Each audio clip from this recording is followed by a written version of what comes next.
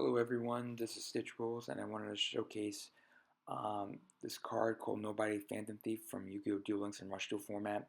This card got recently released and the requirement is when a monster on your field is destroyed by an opponent's attack or their card effect, you can draw 3 cards, then send 1 or more cards from hand to the graveyard. Then if you have no monsters on your field, you take no battle damage for your opponent's level 8 or lower monster attacks this turn. Now, there are a number of benefits that decks can really capitalize with utilizing this card. Most notably, Music Princess. Their type of a deck can basically use the monsters as a discard to go into the graveyard and use their fusion spell card to benefit over the cost of sending the monsters into the graveyard. So a deck like that can really benefit without having to have any downside of utilizing this card. And in most notably matchups against Boba Actress and Meteor Dragon, they really get hurt with Nobody Phantom Thief because all their boss monsters are level 8s. So depending on the type of meta, this card can be very, very strong.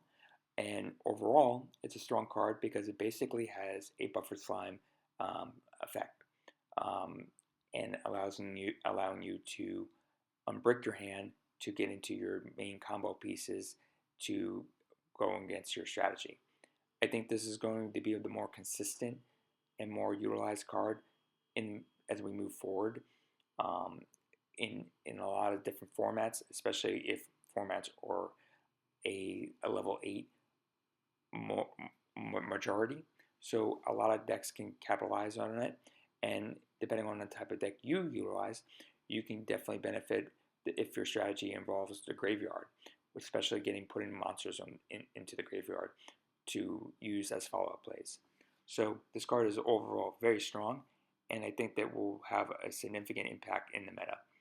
I hope you guys enjoy this video, and it also shows you some insight on additional benefits that this card can offer to the current meta, and as we move forward in the Rush Duel format. Thanks for watching, and bye.